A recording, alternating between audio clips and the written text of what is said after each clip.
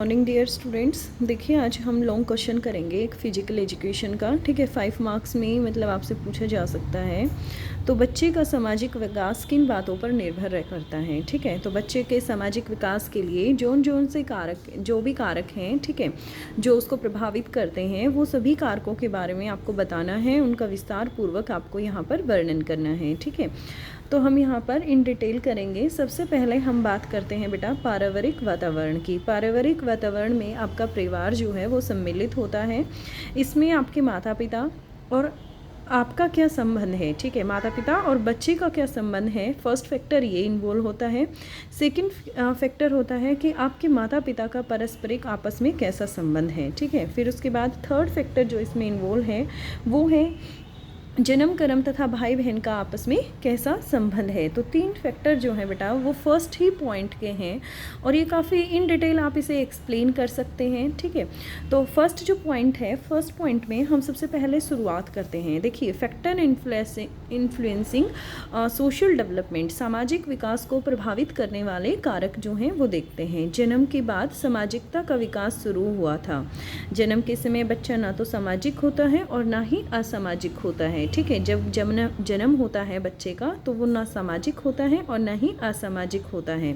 वातावरण में बहुत सारे ऐसे कारक हैं जो बच्चे की सामाजिकता को प्रभावित करते हैं और इन कारकों के ऊपर बच्चों की सामाजिक परिपक्वता निर्भर करती है। आगे कुछ ऐसे प्रमुख कारकों की चर्चा की जा रही है जिनका प्रभाव बच्चे के सामाजिक विकास पर पड़ता है। ठीक है, तो इस तरीके से आप क्वेश्चन के आंसर की शुरुआत करेंगे बेटा।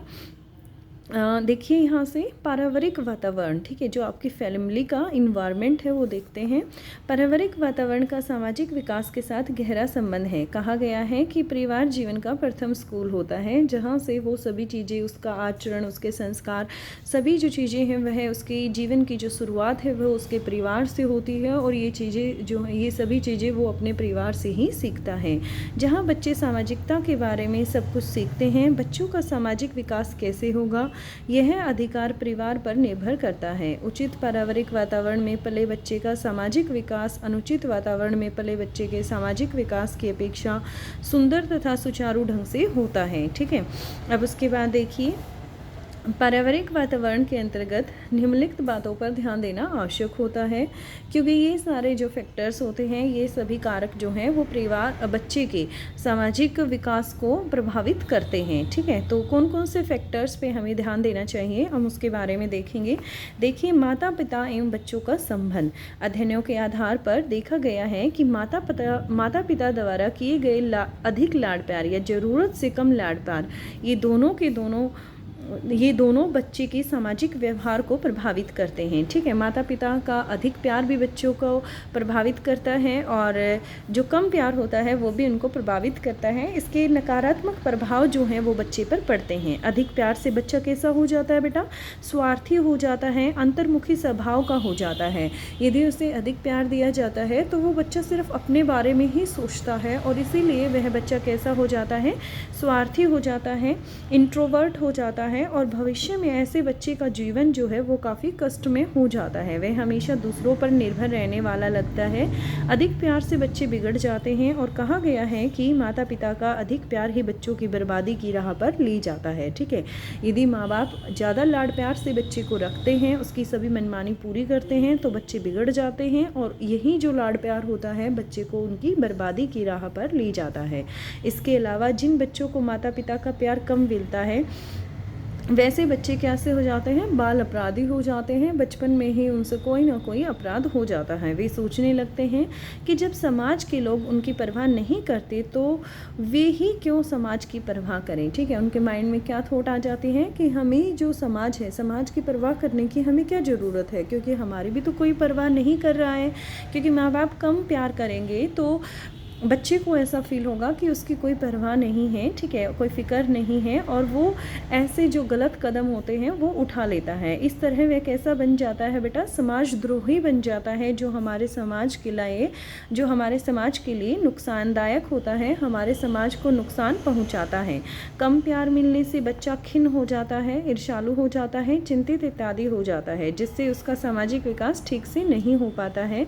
इतना ही नहीं, कभी कभी यह देखा जाता आता है कि माता पिता जिस काम के लिए बच्चे की प्रशंसा करते हैं, माता जिस काम के लिए बच्चे की प्रशंसा करते हैं, पिता उसके लिए सजा देता है। ऐसी अवस्था में बच्चा यह नहीं समझ पाता कि उसे क्या करना चाहिए और क्या नहीं करना चाहिए। इससे उसे उचित और अनुचित का फ़र्क नहीं पता चलेगा। वो एक असमंजस की सिचुएशन में पड़ जाएगा, एक असमंजस की स्थिति जो है वो उसके सामने हो जाएगी और ऐसी स्थिति में उसके लिए निर्णय लेना जो है वो मुश्किल हो जाता है और उससे गलत ठीक का पता नहीं चलता है, जिससे वह समाजद्रोही बन जाता है। माता पिता को यह सदा ध्यान रखना चाहिए कि बच्चे को ना तो अधिक प्यार करें और ना ही कम, बल्कि ज़रूरत के अनुसार ही उसे प्यार करना चाहिए। बच्चों के सामने कभी ऐसी परिस्थिति उत्पन्न की जाए कि जिसमें वे उचित व अनुचित का निर्णय करने में असमर्थ हों। ठीक है, ऐसी स्थिति उनके सामने कभी भी उत्पन्न नहीं करनी चाहिए, जिससे उनके कन्फ्यूजिंग स्टेट जो होती है वो क्रिएट हो जाए। उसके बाद देखिए बेटा, सेकंड, माता पिता का परस्पर संबंध कैसा होना चाहिए। तो माता पिता के आपसी संबंध का भी बच्चों के सामाजिक विकास में महत्वपूर्ण स्थान होता है। अगर माता पिता का संबंध अच्छा है तो बच्चे का सामाजिक विकास भी सुचारू ढंग का होगा, अन्यथा नहीं होगा। देखा गया है कि झगड़ालू माता पिता के बच्चे भी कैसे होते हैं, झगड़ालू होते हैं। और अतः सामाजिक विकास सुचारू ढंग से हो, इसके लिए आवश्यक है कि माता पिता का जो संबंध है वो कैसा होना चाहिए, सुख शांति से परिपूर्ण होना चाहिए। यदि माता पिता के बीच में ज़्यादा वाद विवाद उत्पन्न होते हैं तो बच्चे की जो प्रवृत्ति है उस पर उस चीज़ का असर पड़ता है और वो बच्चा कैसा बन जाता है, झगड़ालू बन जाता है। इसीलिए इस बात का ध्यान रखना चाहिए कि जो माता पिता का जीवन है वह झगड़ालू नहीं होना चाहिए, वह सुख शांति से परिपूर्ण होना चाहिए। कि बच्चा जो होता है वो एक कच्चे घड़े की तरह होता है, मीन्स जैसा वो सीखता है, जैसा वो देखता है वैसा ही वो आचरण करने लग जाता है। ठीक है, अब देखिए, जन्म कर्म तथा बहन भाई का आपस में संबंध। इस संबंध में मनोवैज्ञानिकों का कहना है कि बच्चों का जन्म कर्म तथा भाई बहन के आपसी संबंध का निश्चित रूप से सामाजिक विकास पर असर पड़ता है। इस संबंध में एडलर का कहना है कि परिवार का सबसे बड़ा लड़का जब अकेले रहता है तब उसका सामाजिक विकास बहुत तेजी से और सुचारू ढंग से होता है। इसका तेज़ी से और सुचारू ढंग से होता है। इसका कारण यह है कि उसके माता पिता उसकी ओर काफ़ी ध्यान देते हैं। यदि घर में बड़ा बच्चा है, जो पहला बच्चा होता है, तो उसकी तरफ जो है माता पिता का जो ध्यान है वो काफ़ी केंद्रित होता है। किंतु दूसरे बच्चे के आगमन से परिवार के बच्चों का ध्यान बड़े बच्चे से हटकर छोटे बच्चे की ओर आकर्षित हो जाता है और बड़ा बच्चा परिवार के लोगों का ध्यान अपनी ओर खींचने के लिए ऐसे बहुत सारे गुणों का विकास करने में लग जाता है जो सामाजिक विकास के लिए बाधक होते हैं। उसे अपने छोटे भाई बहन के प्रति ईर्ष्या की भावना पैदा हो जाती है। जब पहला जो बच्चा होता है उसकी तरफ माँ बाप ज़्यादा ध्यान केंद्रित होता है, लेकिन जैसे ही दूसरा बच्चा हो जाता है, उसका जो भी भाई बहन होता है, तो जब वो बच्चा काफ़ी छोटा होता है और इसी वजह से माँ बाप जो है उसकी तरफ उनका ध्यान जो है उसकी तरफ आकर्षित हो जाता है, छोटे बच्चे की तरफ। तो जो बड़ा बच्चा होता है वो अपने अंदर कुछ ऐसे गुणों को विकसित कर लेता है जिससे उसके माँ बाप का जो ध्यान है वो उसकी तरफ केंद्रित हो। और ऐसे गुण जो होते हैं वो क्या करते हैं, हमारे समाज के लिए हानिकारक होते हैं, या हम ये कह सकते हैं कि हमारे सामाजिक विकास के लिए बाधक होते हैं। ठीक है, उसे अपने छोटे भाई बहन के प्रति ईर्ष्या की भावना उत्पन्न हो जाती है। ठीक है, उसका स्वभाव जो होता है वो भी बदल जाता है और माता पिता के लिए आवश्यक है कि अपनी सभी बच्चों के समक्ष एक उचित पारिवारिक वातावरण उपस्थित करें जिससे उनके बच्चों में उपेक्षित होने की भावना का विकास ना हो और यह ध्यान रहे कि उनके बच्चे ना आपस में झगड़ें और ना ही डहा करें। इस तरह के उचित पारिवारिक वातावरण के अभाव में बच्चे का सामाजिक विकास जो है वो सुचारू ढंग से नहीं हो पाता है और बच्चे क्या बन जाते हैं, बाल अपराधी बन जाते हैं। अतः पारिवारिक वातावरण पर ध्यान देना जो वो अति आवश्यक है। परिवार जो होता है वो बच्चे का प्रथम स्कूल होता है। स्कूल मीन्स एक लर्निंग पॉइंट जहाँ सीखने के लिए हमें बहुत कुछ मिलता है और वो एक बच्चे के लिए तो सबसे पहला जो प्रथम स्टेप होता है, फर्स्ट स्टेप जो होता है वो जो स्कूल होता है या जहाँ से वो सब कुछ सीखता है। ठीक है, जो उसका व्यवहार होता है, उसका आचरण होता है, वो सभी चीज़ें वो अपने परिवार से ही सीखता है और इसीलिए जो पारिवारिक वातावरण होता है उस पे ध्यान देना चाहिए। और परिवार से संबंधित आपको 3 फैक्टर जो हैं, 3 कारक जो हैं वो एक्सप्लेन किए गए हैं। अब उसका जो नेक्स्ट स्टेप होता है वो होता है स्कूल। ठीक है, बच्चा थोड़ा सा बड़ा हो जाता है तो बड़ा होने के बाद वह स्कूल की ओर जाता है, और यह देखा गया है कि स्कूल जाने वाले बच्चों का सामाजिक विकास केवल घर पर बैठने वाले बच्चों से अधिक होता है। ठीक है, क्यों अधिक होता है? क्योंकि वो ज़्यादा बच्चों में घुलता मिलता है, अलग अलग तरीके के बच्चे देखता है, और स्कूल में जाने वाले बच्चों को अन्य बच्चों से मिलने जुलने का अवसर प्राप्त होता है। बच्चे अपने भावों का आदान प्रदान करते हैं, अपने एक्सप्रेशंस जो होते हैं उनको रिप्रेजेंट करते हैं। अन्य बच्चों के साथ मिलने से उसमें कई तरह के सामाजिक गुण उत्पन्न होते हैं, जैसे सहकारिता की भावना, प्रतियोगिता की भावना, कंपटीशन होता है बच्चों के बीच में, और स्कूल के बच्चे अनुशासन सीखते हैं। इस संबंध में यह ध्यान देने योग्य बात है कि सिर्फ स्कूल जाने से ही बच्चे में सामाजिक व्यवहारों का विकास नहीं होता, बल्कि स्कूल के उचित वातावरण एवं प्रशिक्षण से ही उनमें सामाजिकता आती है। देखा गया है कि स्कूल जाने पर भी अच्छी संगति, अच्छे शिक्षक, अच्छी पढ़ाई, अच्छे अनुशासन इत्यादि के अभाव में बच्चे असामाजिक हो जाते हैं। जो भी हो, इतना सत्य है कि स्कूल का प्रभाव बच्चे के सामाजिक जीवन पर अत्यधिक प्रभाव पड़ता है। ठीक है, देखिए जो बच्चे स्कूल जाते हैं, एक स्कूल जाने से ही उसमें सारे सामाजिक गुण उत्पन्न नहीं हो सकते हैं। स्कूल में यदि इन चीज़ों का अभाव है, उसकी अच्छी संगति नहीं है, अच्छा शिक्षक नहीं है, अच्छी पढ़ाई नहीं है, या अच्छा अनुशासन नहीं है, ठीक है, तो बच्चा ऐसी स्थिति में भी कैसा हो जाता है? असामाजिक हो जाता है। लेकिन इतना ट्रू है, ये ट्रू फैक्ट है कि जो स्कूल जो है वो प्रभावित करता है बच्चे के सामाजिक विकास को, या हम ये कह सकते हैं कि बच्चे के सामाजिक जीवन को काफ़ी हद तक प्रभावित करता है विद्यालय। ठीक है, अब देखते हैं स्वास्थ्य की बात करते हैं तो बच्चे के मानसिक विकास पर उसके स्वास्थ्य एवं शारीरिक बनावट का काफ़ी प्रभाव पड़ता है। ठीक है, बच्चे के मानसिक विकास पर किस चीज़ का फ़र्क पड़ता है बेटा? उसकी हेल्थ कैसी है, उसकी शारीरिक बनावट कैसी है। अस्वस्थ बच्चे की अपेक्षा स्वस्थ बच्चे का सामाजिक विकास सुचारू रूप से होता है। इसका कारण यह है कि अस्वस्थ बच्चे को दूसरे बच्चों से मिलने जुलने का मौका नहीं मिलता है, जिससे वह पूरी तरह सामाजिकता का विकास नहीं हो पाता है। यदि बच्चा अस्वस्थ है, ठीक है, अनहेल्दी है, तो वो ऐसी स्थिति में अन्य बच्चों से नहीं मिल पाता है, मिलता जुलता नहीं है, और ऐसी स्थिति में उसमें सामाजिकता का विकास नहीं हो सकता है। अस्वस्थ होने के कारण बच्चों की हीनता की भावना से ग्रस्त हो जाता है, और इस कारण इसके सामाजिक विकास में बाधा पहुंचती है। इसके अलावा जो अस्वस्थ बच्चे की ओर माता पिता का ध्यान अधिक रहता है। ठीक है, जो अस्वस्थ बच्चा होता है उसकी तरफ माता पिता का ध्यान अधिक रहता है, और जिससे बच्चे स्वार्थी हो जाते हैं और उनके सामाजिक अभियोजन में काफ़ी दिक्कत होने लग जाती है। ठीक है, तो अस्वस्थ बच्चा होगा तो उसकी कैपेबिलिटी भी नहीं होगी कुछ वो सीख सके, और नहीं सीखने की वजह से भी मतलब उसमें जो उसका सामाजिक विकास है वो पूर्ण रूप से नहीं हो सकता है।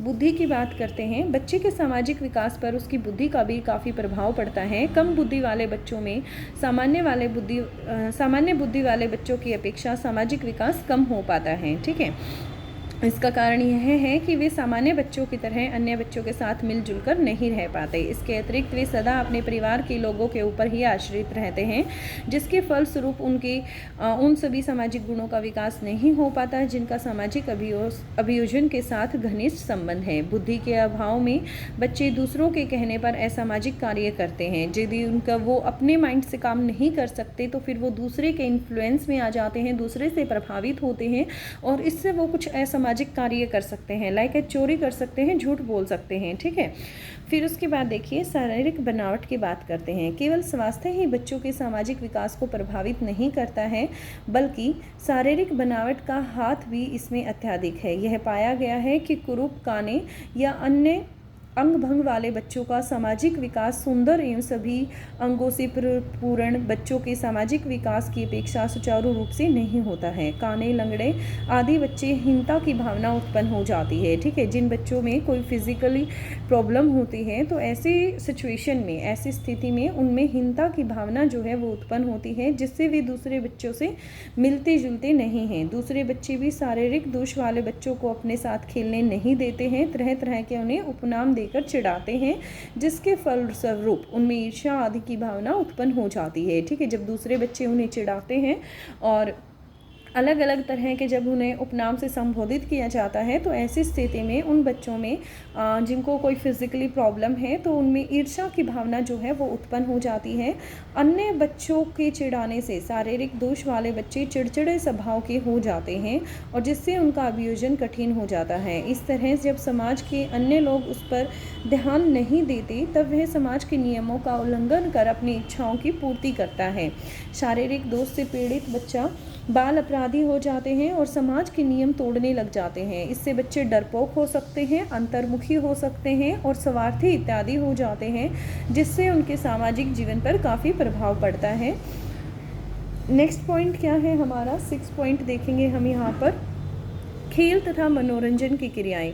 बच्चे के सामाजिक विकास पर खेल तथा अन्य मनोरंजक क्रियाओं का प्रभाव भी काफ़ी कम पड़ता है। देखा गया है कि खेलने वाले बच्चों का मानसिक विकास नहीं खेलने वाले बच्चों की अपेक्षा कहीं अधिक होता है। ठीक है, ये क्या कहता है, खेलने वाले बच्चों का मानसिक विकास नहीं खेलने वाले बच्चों की अपेक्षा कहीं अधिक होता है। जो बच्चा गेम में पार्टिसिपेट करता है, खेलता है, उनका मेंटली डेवलपमेंट काफ़ी ज़्यादा होता है एज़ कम्पेयर टू जो बच्चे खेल नहीं सकते हैं या जो खेलते नहीं हैं।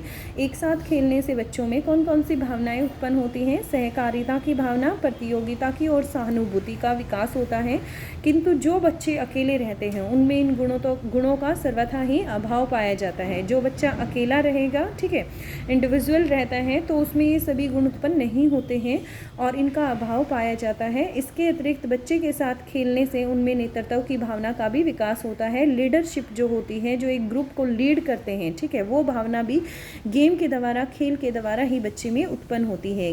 खेल में बच्चे अपने भावों का आदान प्रदान करते हैं तथा खेल के नियम जब वो मानते हैं, कोई भी गेम हो गया, तो आप जब भी कोई गेम खेलते हैं तो उसमें कुछ रूल रेगुलेशन होते हैं जो एक बच्चे को फॉलो करने होते हैं। इससे उसमें एक अनुशासन की भावना उत्पन्न होती है। किंतु घर पर बैठे अकेले बच्चे जो होते हैं उनमें इन चीज़ों की कमी होती है, क्योंकि और फिर जिससे उन्हें जो समाज में एडजस्ट करने में, अभियोजन करने में काफ़ी दिक्कत आती है। अतः माता पिता बच्चों के खेलने या मनोरंजन के साधनों को उनके समक्ष प्रस्तुत करना चाहिए, जिससे उसे अन्य बच्चों के साथ खेलने के अवसर प्राप्त हों। सिनेमा, थिएटर, नाटक इत्यादि भी बच्चे अन्य बच्चों के साथ मिलकर अपने भावों का आदान प्रदान करके सामाजिक अभियोजन में सहायता प्राप्त करते हैं। ठीक है, नेक्स्ट पॉइंट क्या है यहाँ पर, 7वां पॉइंट है आपका आर्थिक सामाजिक स्तर।